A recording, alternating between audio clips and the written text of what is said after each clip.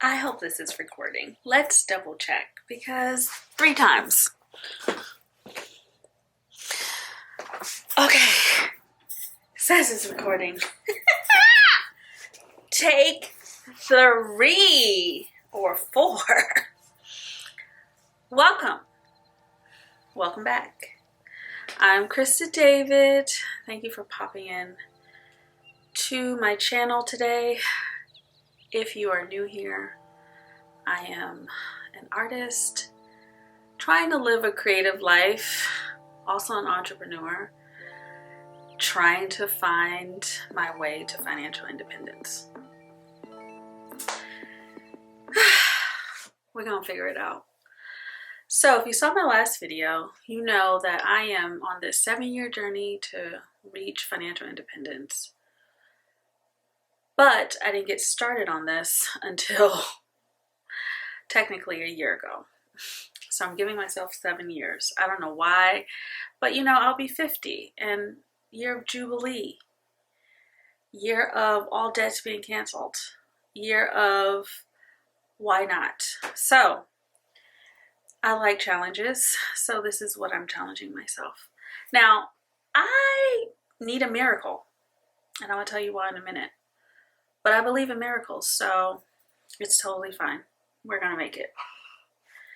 If you saw my last video, you know a little bit about my financial literacy journey and how I didn't start learning things about money and dealing with my money trauma until I was like big age, like 30s, big age. And as I learn new things, I'm incorporating those new things in the way that I manage my money and multiply my money and use my money, because money is a tool to help you live your life. It's not for hoarding, okay? With that said, I have been looking at my money lately. I'm trying out this new budgeting app. I budget on paper and using an app and spreadsheets. I mean, I'd be doing all the things, probably too much, but I need different tools when I'm in different phases of my work. So I'm setting up my budget in this new tool, which I'll tell you about later, and noticing some things like my savings rate is so hard to calculate my savings rate just because of the way that my money comes in. But let me go back. Let's talk about what financial independence in real numbers means to me. So to calculate your financial independence number, your FIRE number, you are to apply the 4% rule. I shared in my last video a resource detailing what that is, a little bit about FIRE, so feel free to go back and look at those things. But basically, you take the number, you take your expenses, what you anticipate them being in retirement, and you multiply by 25. And that should give you the number that you need to have invested across your various retirement accounts so that you can pull out that number, that amount of money each year until you are no longer here. So the way to think about your FIRE number is looking at your budget. How do you spend money now? And do you anticipate the life that you're living now to be similar to the life that you're going to live in retirement? Now, I kind of want my life to look like it looks now in retirement. In fact, I wake up every morning, I'm like, I'm retired technically. I do whatever I want with my time. I still have to work for money, but you know, that's the only thing that's different. But when I'm retired, I want my life to be similar to what it is now, but just a little bit better. I want to have more help when I retire. So I want to have, I have a cleaning person who comes in only when I need her to come in. But I want that to be like every week. I want to have somebody come cooking for me whenever I want. I want to continue traveling like I do now, but even more. I want to have some more nice things. Like I'm building a wardrobe right now that's appropriate for the life that I have now, which I work from home. I travel, and when I travel it's mainly for art. So, I want to look artsy and cutesy, but building a wardrobe that is full of clothes that I like to wear and that feel good on my body and that are, mostly slow and sustainable type things. So, but in retirement, I want to have more of that, right? I don't care to have like a big old mansion or all that stuff, but I do want my life to look like it is now and to just have a little bit more support and a little more free flexibility with how I use my money. Right now, and I'll talk a little bit more about my budget, like the actual numbers. Once I get this tool set up, I'll take you inside. But I anticipate that when I think about my life in retirement, I'm like, $100,000 a year, like just straight $100,000 would be plenty.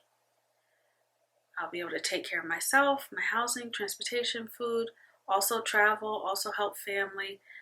Just that will be absolutely swell, right?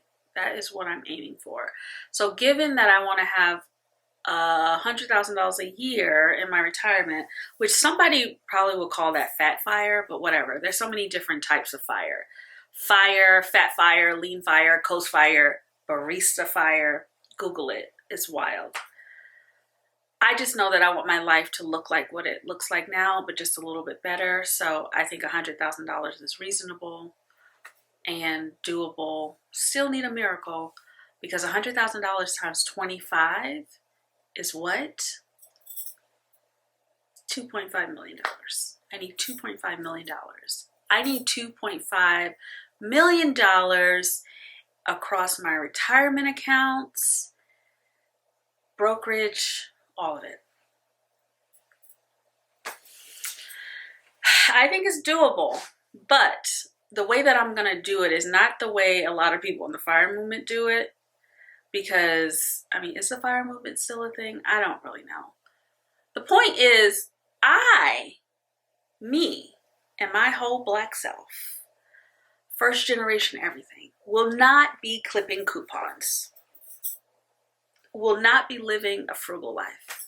I live pretty well below my means now, but I'm not trying to be frugal, right? You're not going to catch me out here. I don't know. I don't even know what frugal people do. I am going to be fiscally responsible. So I live below my means because I think that's fiscally responsible. But I'm not clipping coupons. I buy organic, grass-fed, all that stuff. I buy what I want. So I'm not in a frugal camp. So I'm not looking to go through my budget, cut expenses. Like, I don't have a lot of expenses. I'm not trying to cut out things. I'm still going to want to go get my nails done if I want to go get my nails done. Sometimes I do my own nails. I want to be able to travel and spend $10,000, $20,000, $30,000. It don't matter. I'm not about to be frugal. So I'm in the camp where I'm about, let's just make some more money. Let's just make more money. Let's manifest the money, attract the money, however you describe it. I just need it over here with me in my accounts. So that's what I'm going to do. And that's what I'm focused on. So, and I'm managing my money. So I'm not out here spending recklessly. Like, I'm looking at my budget now and I'm like, girl, you need to cut this Amazon crap out. Stop. I literally just ordered something just now, 2 minutes ago, on the Amazon. It's ridiculous. Now, in my defense, I needed to order another SanDisk card to go into my camera to record these videos because things get full, whatever the case may be. But my point is that I'm now monitoring just sort of my planned spending versus unplanned spending and making sure that I'm not being reckless, because I could be using that money to pay down my student loan debt, which is $93,000. It's a little under $93,000. And then also filling up these accounts that I need to fill up to get to this $2.5 million, which I am nowhere near. I'm nowhere near $100,000. That's okay, because I have faith in the God I serve and myself. And we're going to work it out. We're going to figure it out. So as I was thinking about how to get to FIRE, one, it's about increasing my income, period. Full stop. Two, I think that real estate investing has to be a part of the picture. How that's going to happen, I'm not sure. The only thing I'm doing right now is learning everything that I can. So I'm reading a book now about real estate investing, specifically for retirement and retiring early. And I listen to podcasts like Bigger Pockets, Afford Anything by Paula Pant. Love that one, especially the Q&A episode. So I'm just learning right now, but I do anticipate within the next 12 months that I would have gotten my first piece of real estate investing property, single family, multifamily, whatever. I'm not sure. But I do see that as being part of the strategy. And if I can add a house every year until I get to retirement, that would be great, because the cash flow I can use to invest into these retirement accounts, but then also as I get into retirement, selling property, letting go of property so that hopefully the property has increased in value, and then I make some money off of that in that way. So I say all that to say that I'm focusing on two things as part of my strategy for retiring early. It's increasing my income and real estate investing. And I think that will be the way. In addition to that, and I'm still working this out, walking this out, the more that I sit with this idea and this plan of mine to retire early and to become financially independent in 7 years or less, the more that I sit with it, the more I'm paying attention to the things that I actually need. And I was thinking the other day, I was like, Krista, you have this number, this $2.5 million in your head.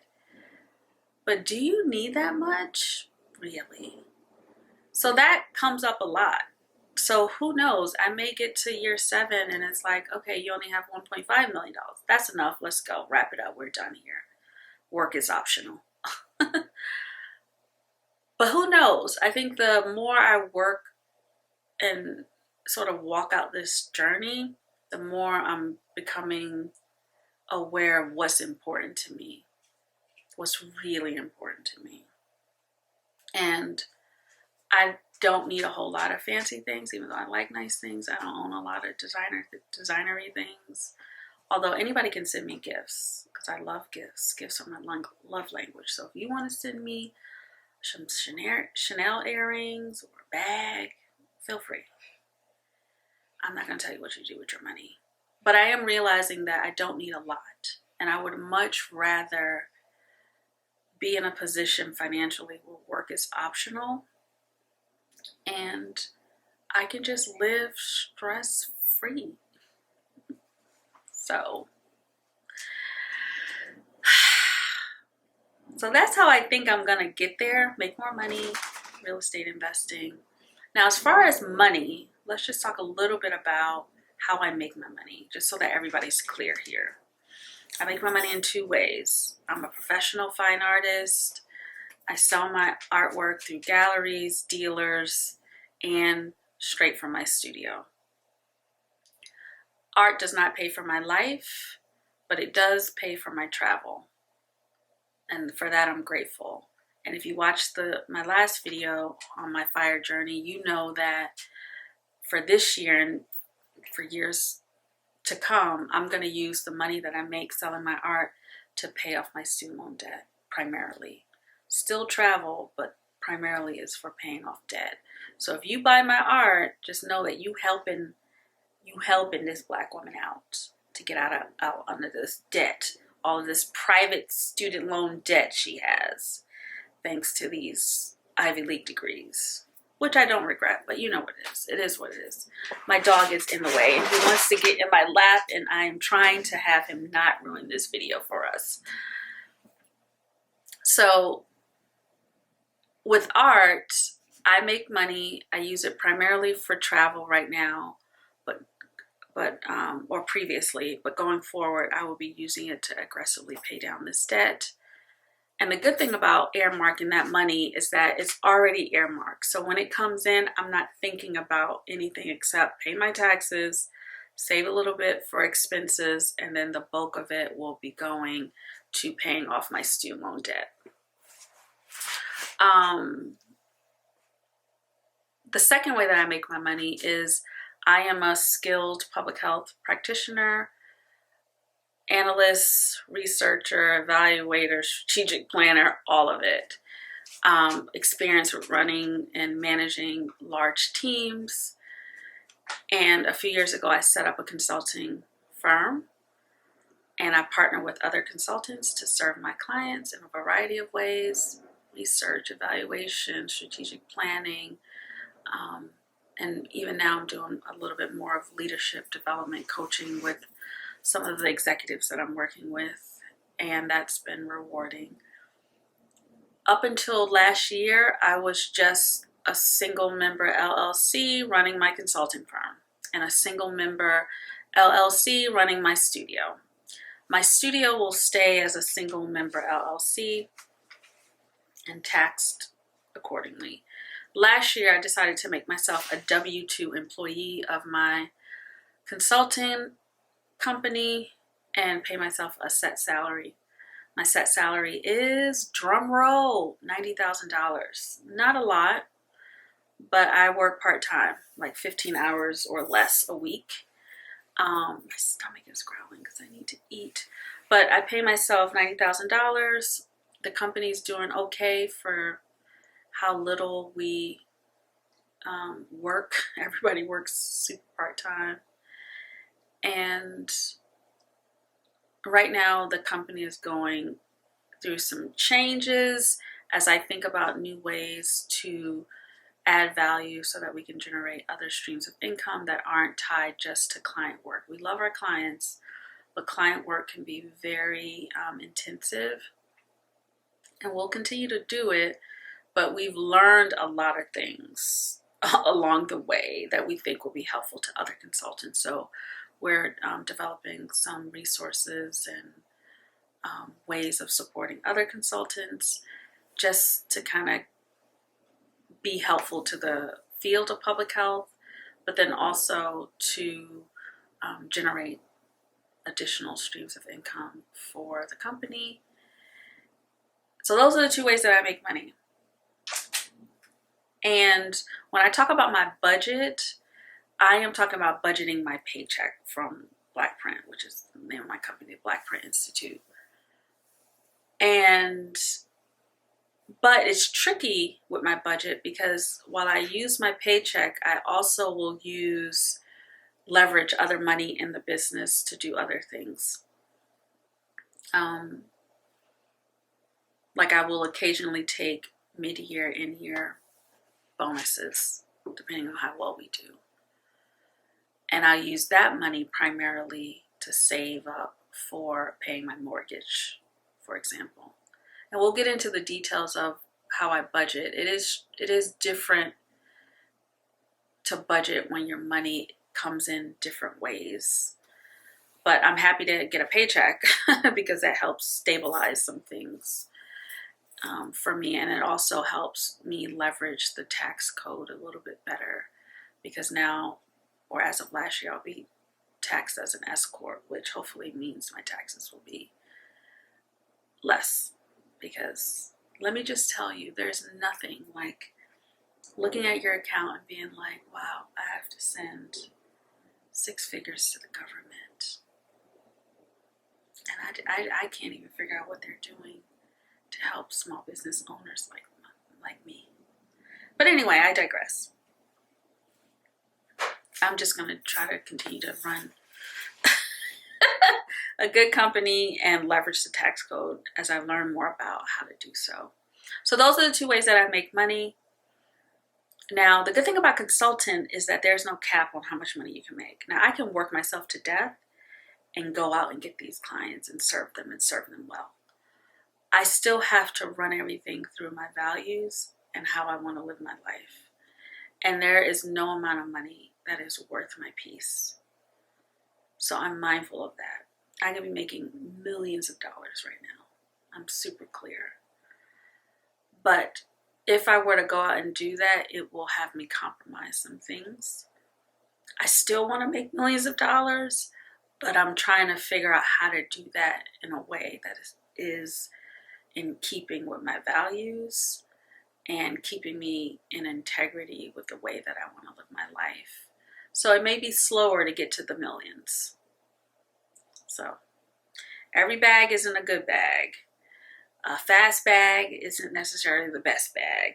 So I'm okay with going a little slower, trying to add value in the ways that I feel that are going to be best for the people that I'm trying to help and best for my own mental health and emotional health, spiritual health, physical health, etc.